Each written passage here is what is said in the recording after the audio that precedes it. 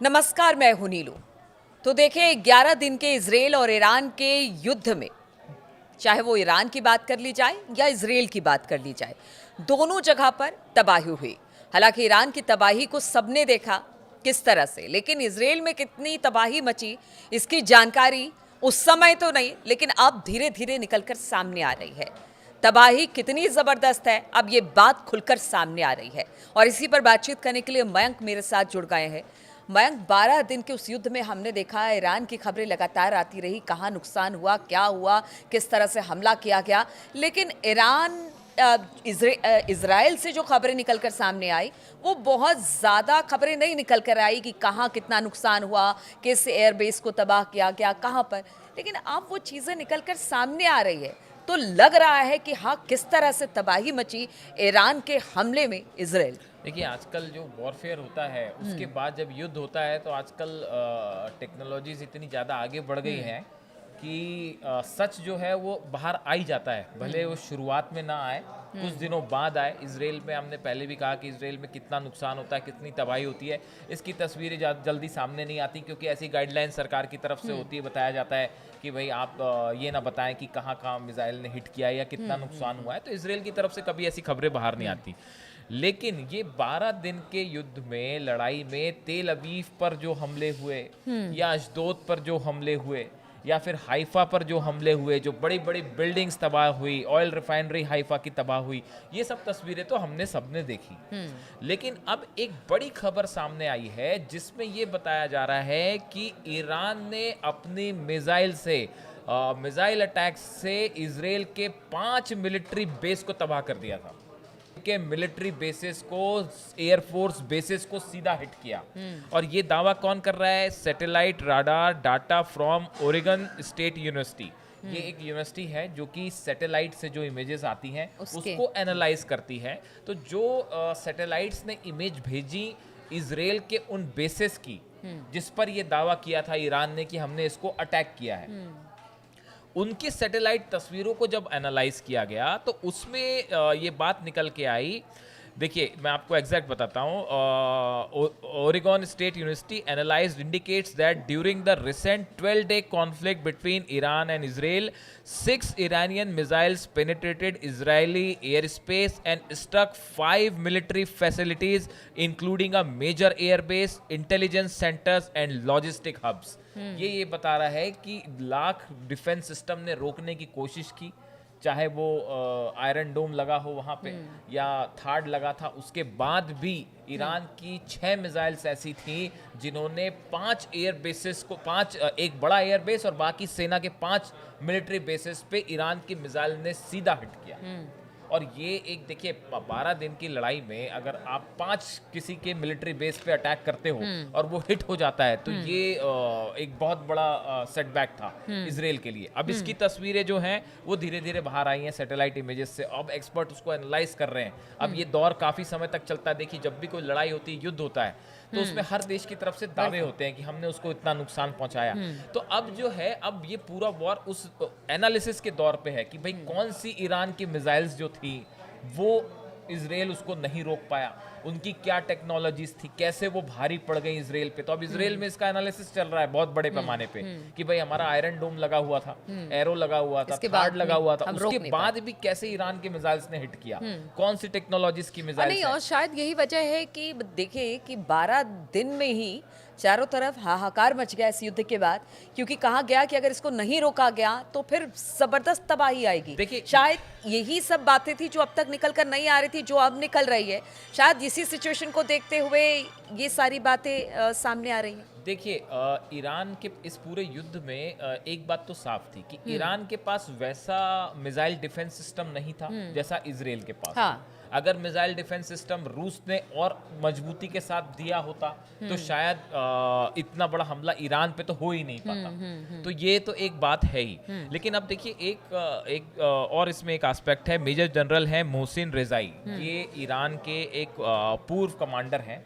इनकी तरफ से बड़ी एक इंटरेस्टिंग बात कही गई है। उन्होंने कहा है, no country dares strike US interest like Iran did. जिस तरह से इनका कहना है कि ईरान ने अकेले अपने दम पर इन 12 दिनों में जिस तरह से इजराइल को जवाब दिया और उसके बाद अमेरिका को जवाब दिया, ये किसी भी देश के लिए आसान नहीं है। देखिए, रूस की तरफ से मदद थी, लेकिन रूस सेना के रूप में मदद नहीं कर पाया।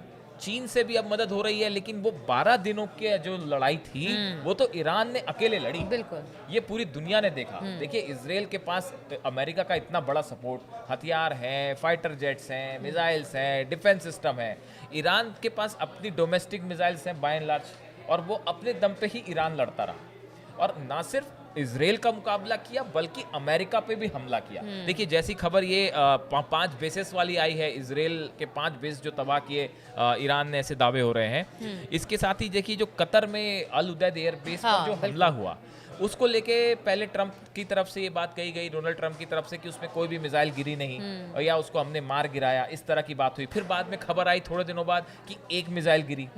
फिर उसके बाद खबर आई कि 3 मिसाइल गिरी थी साहब। अब उसके बाद एक नई चीज निकल के आ रही है, जो कतरी सोर्सेज है वो कह रहे हैं कि 5 to 6 ब्लास्ट हुए थे अल उदैद एयरबेस।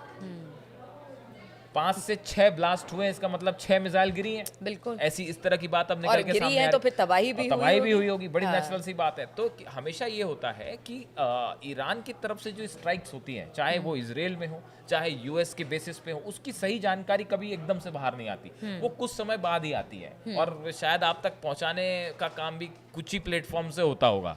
तो अब देखिए, कुल मिला के इसमें मोटी मोटी जो बात है वो ये है कि इस 12 दिन की लड़ाई में, जैसा कि अच्छा, एक और इंटरेस्टिंग चीज, मेजर जनरल मोहसेन रिजाई हैं, जो एक्स कमांडर है, इन्होंने एक तो बात ये कही कि भाई ईरान अकेली वो कंट्री है जो इजराइल और अमेरिका दोनों से एक साथ लड़ सकता है। उसके साथ उन्होंने एक बात और कही। उन्होंने जो फॉर्मर कमांडर थे इनके, जनरल कासिम सुलेमानी, जो आज बहुत ज़्यादा जिनका जिक्र हो रहा है, क्योंकि डोनाल्ड ट्रंप को लेके जो बात कही गई है, वो बताया जा रहा है कि कासिम सुलेमानी का जो असासिनेशन हुआ था इराक में, उसी को लेकर रेफरेंस में डोनाल्ड ट्रंप को धमकी दी गई है। तो आज जो है सब जगह कासिम सुलेमानी की बहुत चर्चा हो रही है।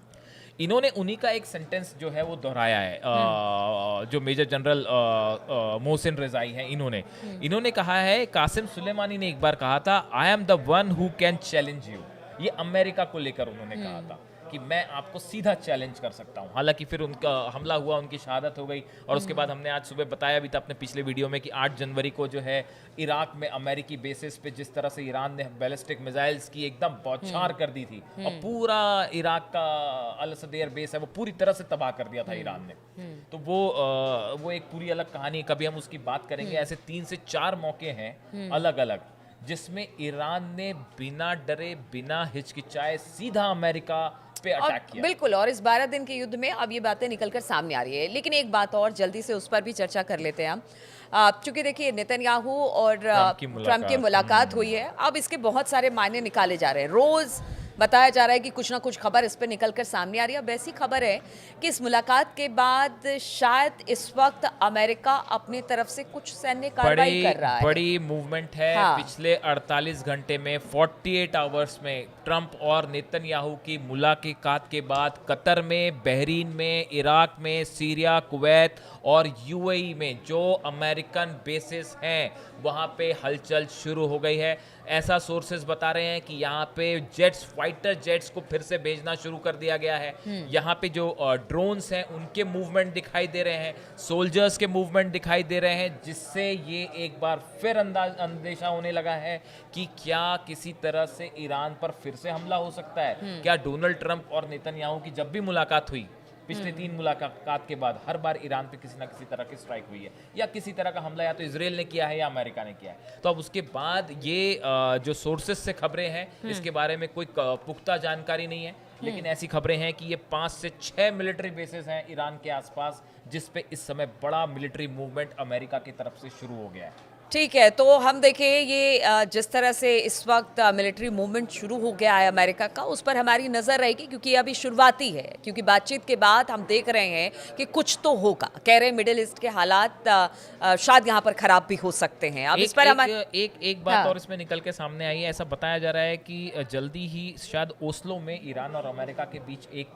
न्यूक्लियर टॉक्स को लेकर एक बातचीत हो सकती है। अच्छा। और ये भी कहा जा रहा है कि अभी से ये बात तय कर दी गई है कि अगर उस दौर दौर की बातचीत में, ओस्लो में अगर बात होती है या नेक्स्ट दौर की जहां भी लोकेशन पे बात होती है, अगर उसमें भी ईरान अपने पुराने स्टैंड पर कायम रहता है तो उसके बाद शायद फिर अमेरिका या इजराइल की तरफ से एक बार हमला हो सकता है। मतलब कुल मिलाकर यही कहा जाए कि देखिए, अगर बातचीत नहीं होती है या फिर इधर हमास अगर बंधक नहीं छोड़ता है तो इधर भी और ईरान पर भी कुछ कार्रवाई हो सकती है आने वाले समय में। इस पर लगातार हमारी नज़र बनी रहेगी। आप बने रहिए हमारे साथ।